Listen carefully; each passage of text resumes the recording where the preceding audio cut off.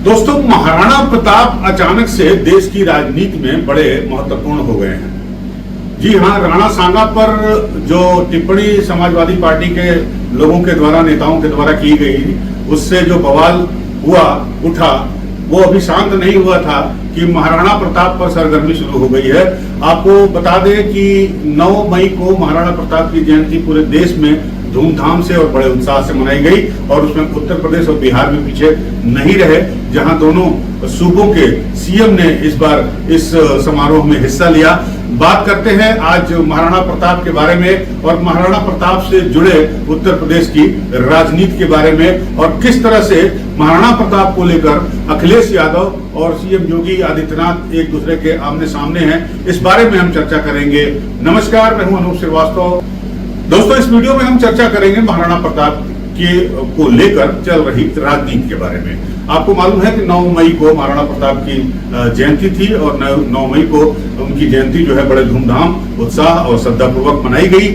हम भी महाराणा प्रताप को अपनी श्रद्धांजलि अर्पित करते हैं, लेकिन साथ ही साथ बात करते हैं कि महाराणा प्रताप को लेकर किस तरह से उत्तर प्रदेश में राजनीति भी तेज हो गई है।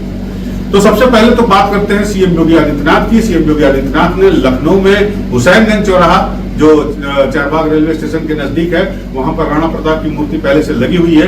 उस हुसैनगंज चौराहे और राणा प्रताप मूर्ति का जीर्णोद्धार हुआ है, मतलब वहां पर सजावट हुई है, उसका रिनोवेशन किया गया है, उसका उन्होंने उद्घाटन किया। और साथ ही साथ सीएम योगी ने कहा कि हुसैनगंज चौराहे का नाम अब महाराणा प्रताप के नाम पर रखा जाएगा। साथ ही साथ सीएम योगी ने वहां यह भी कहा कि महाराणा प्रताप मूर्ति लगाने के लिए उन्होंने 1998 में ही कल्याण सिंह, जो भारतीय जनता पार्टी के पूर्व मुख्यमंत्री है उत्तर प्रदेश के और काफी कद्दावर नेता रहे, उनसे उन्होंने कहा था और उनका वो सपना पूरा है। और लखनऊ में तो मूर्ति लगी ही लगी है, गोरखपुर में भी एक मूर्ति लगाई जाएगी।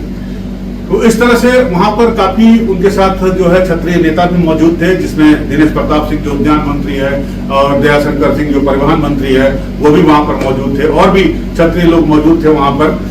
एक समाजवादी पार्टी से जो लोग भाजपा में आए हैं क्षत्रिय नेता, जैसे अभय सिंह और राकेश प्रताप अमेठी वाले, अभय सिंह अयोध्या वाले, वो लोग भी वहां पर मौजूद थे। लेकिन ताजुब की बात यह रही कि इस समारोह को मुख्यमंत्री के अलावा अगर किसी ने संबोधित किया तो वो कोई क्षत्रिय नेता नहीं था। वहां पर बृजलाल, जो कि उत्तर प्रदेश के पूर्व डीजीपी है और इस वक्त राज्यसभा के सांसद है और दलित नेता है, उनसे संबोधित कराया गया। तो ये भी एक चौंकाने वाली घटना थी इस पूरे समारोह में। और आपको बता दूं कि ठीक इस वक्त जब ये घटना हो रही थी, जब ये समारोह चल रहा था लखनऊ में, उस वक्त समाजवादी पार्टी के दफ्तर में क्या हो रहा था इन्हीं महाराणा प्रताप को लेकर। तो आप बने रहिए हमारे साथ इस वीडियो में, हम आपको बताते हैं कि महाराणा प्रताप को लेकर किस तरह से अखिलेश यादव और योगी आदित्यनाथ एक दूसरे के आमने सामने हैं। तो दोस्तों, थोड़ा सा पीछे जाते हैं और पीछे जाते हैं तो आगरा चलते हैं। आगरा में समाजवादी पार्टी के सांसद रामजी लाल सुमन है। रामजी लाल सुमन ने राणा सांगा पर एक टिप्पणी की थी, उसके बाद पूरे देश में बवाल हो गया था और लोग जो है उनके खिलाफ, खासकर भारतीय जनता पार्टी के लोग, हिंदू संगठन के लोग और उसके साथ साथ करणी सेना के लोग जो है रामजी लाल सुमन के खिलाफ आ गए थे। एक बड़ा जबरदस्त प्रदर्शन भी किया था करणी सेना ने वहां पर आपके आगरा में। और उसके बाद उन्होंने ये भी कहा था कि 9 मई या 10 मई को वो दिल्ली में भी प्रदर्शन करेंगे। हालांकि आज की परिस्थितियों को देखते हुए वो प्रदर्शन स्थगित कर दिया गया, लेकिन उस वक्त काफी बवाला मचा था और रामजी लाल सुमन को माफी मांगने के लिए कहा गया था राणा सांगा के खिलाफ जो उन्होंने टिप्पणी की थी, लेकिन उन्होंने माफी मांगने से इनकार कर दिया। और खास बात यह रही कि समाजवादी पार्टी के सुप्रीमो अखिलेश यादव लगातार उनके साथ बने रहे, उनके साथ खड़े रहे और उन्होंने कहा कि अगर रामजी लाल सुमन को कुछ होता है या उनको ऊपर कोई हमला होता है या उनके साथ कोई दुर्व्यवहार होता है तो इसके लिए योगी सरकार जिम्मेदार होगी। तो कुल मिलाकर राणा सांगा के सम्मान में खड़े रहे मैदान में। और ये मामला अभी खत्म हुआ ही नहीं था तब तक कि महाराणा प्रताप का मसला सामने आ गया। महाराणा प्रताप की जयंती आ गई। महाराणा प्रताप की जयंती जो है बड़े धूमधाम से मनाई गई, चाहे वो उत्तर प्रदेश हो चाहे वो बिहार हो। उत्तर प्रदेश में जैसा कि मैंने आपको बताया कि महाराणा प्रताप की इस जयंती समारोह में मुख्यमंत्री योगी आदित्यनाथ शामिल हुए और उन्होंने कहा कि महाराणा प्रताप चौक इसका रखा जाएगा नाम, क्योंकि हुसैनगंज चौराहे के नाम से मशहूर है। अब जब ये हो रहा था, प्रातः सुबह 11-12 बजे की बात है, ये कार्यक्रम वहां पर हो रहा था। उसी दौरान उससे 3 या 4 किलोमीटर की दूरी पर समाजवादी पार्टी का दफ्तर है। विक्रमादित्य मार्ग पर जो है वहां पर समाजवादी पार्टी के नेता मुखिया अखिलेश यादव तमाम क्षत्रिय नेताओं के साथ और क्षत्रियों के साथ एक जोरदार सभा कर रहे थे।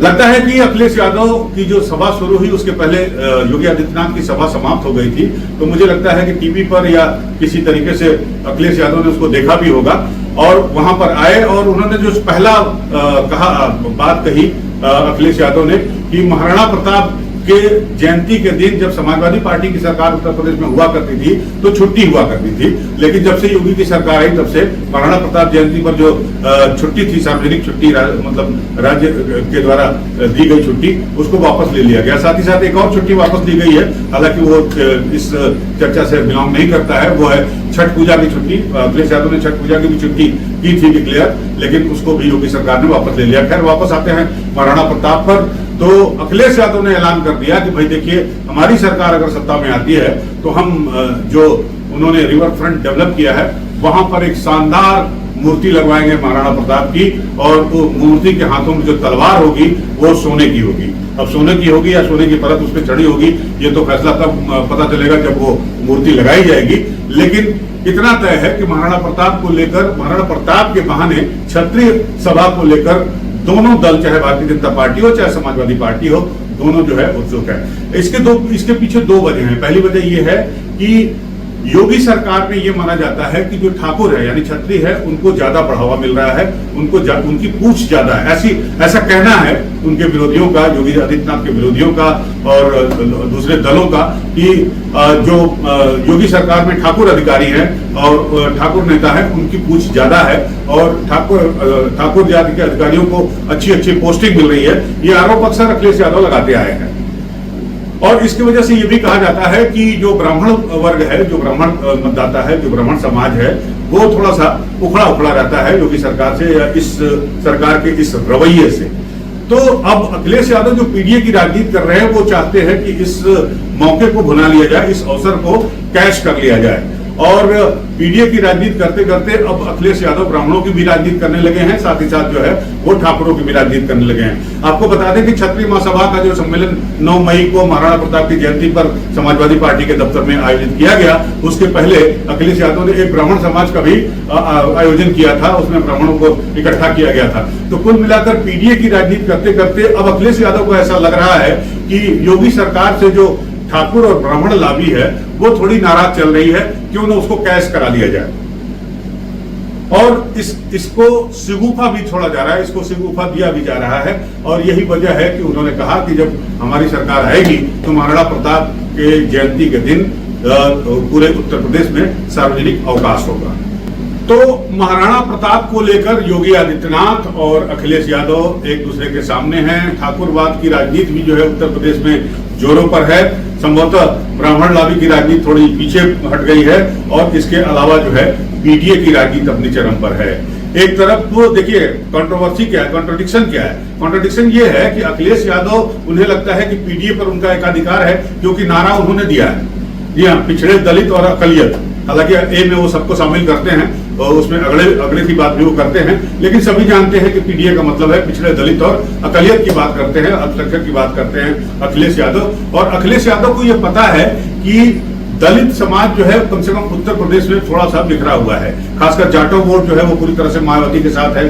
बाकी जो दलित वोट है वो बटा हुआ है, उसमें से ज्यादातर जो है वो बीजेपी की तरफ है और कुछ थोड़ा बहुत बचता है वो इनकी तरफ, अखिलेश की तरफ आ सकता है। लेकिन वो भी चुनाव के समय माहौल कैसा है इसको देखते हुए, और खासकर उस वक्त मायावती की तैयारी कैसी है इस पर भी ये निर्भर करता है। तो लिहाजा अखिलेश यादव को लगता है कि अगर पीडीए की बात करें और एक का मतलब अगर अगड़े की बात करें, तो अगर ब्राह्मण और ठाकुरों को अपनी तरफ आकर्षित कर लिया जाए तो और ये हो सकता है कि उनका जो कहना है कि 27 में इस बार सरकार बनेगी अखिलेश की, वो शायद सच हो जाए। और इसीलिए वो ठाकुरों को अब लुभाने की कोशिश में लग गए हैं।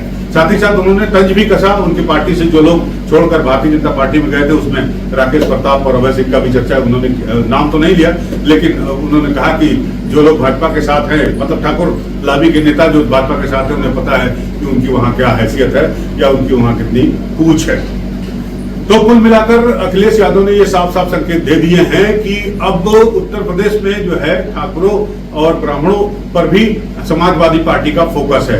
अब देखना ये होगा कि इसमें भारतीय जनता पार्टी किस तरह से जो है रिएक्ट करती है। पहली बात, भारतीय जनता पार्टी ने अभी तक अध्यक्ष को लेकर, प्रदेश अध्यक्ष को लेकर अपने पत्ते नहीं खोले हैं और सबकी निगाहें इस बार भारतीय जनता पार्टी के ऊपर है कि इस बार भारतीय जनता पार्टी उत्तर प्रदेश में क्या प्रयोग करती है। क्या वो पीडीए का प्रयोग करेगी या फिर कोई अगड़ी जाति का जो है वो अध्यक्ष बनेगा उत्तर प्रदेश में, क्योंकि बहुत समय से उत्तर प्रदेश में कोई अगड़ी जाति का अध्यक्ष नहीं हुआ है। तो अगर अध्यक्ष अगड़ी जाति का भारतीय जनता पार्टी में आता है तब तो इसका मतलब माना जाएगा कि अखिलेश की चुनौती जो है भारतीय जनता पार्टी ने स्वीकार कर ली है और इसीलिए उसने अगले को एक अपना नया अध्यक्ष नियुक्त किया है। लेकिन अगर पिछड़े की जहां तक चर्चा है, इस बात की चर्चा जोरों पर है कि भारतीय जनता पार्टी इस बार भी किसी पिछड़े या दलित चेहरे को सामने ला सकती है, तो वो बात अलग होगी। इसका मतलब फिर भारतीय जनता पार्टी अखिलेश यादव के वोट बैंक पर अपनी नजरें जमाए हुए हैं, उसे अपनी तरफ खींचने की कोशिश में लगे हुए हैं। तो इस खींचतान की कोशिश में कौन कितना सफल होता है, कौन कितना किसके वोट को अपनी तरफ खींच लेता है, ये बड़ा दिलचस्प होगा देखना। हालांकि अभी चुनाव में समय है उत्तर प्रदेश में, चुनाव तो उत्तर प्रदेश में अभी फरवरी मार्च में होंगे, 2027 में होंगे, लेकिन चुनावी बिसात बिछनी शुरू हो गई है। बनी रहेगी नजर हमारी इसके ऊपर, आप भी हमारे साथ बने रहिए। अगर आपको ये वीडियो अच्छा लगा हो तो हमारे चैनल को लाइक सब्सक्राइब करना मत भूलिएगा। मिलते हैं आपसे अगले वीडियो में, तब तक के लिए नमस्कार, जय हिंद।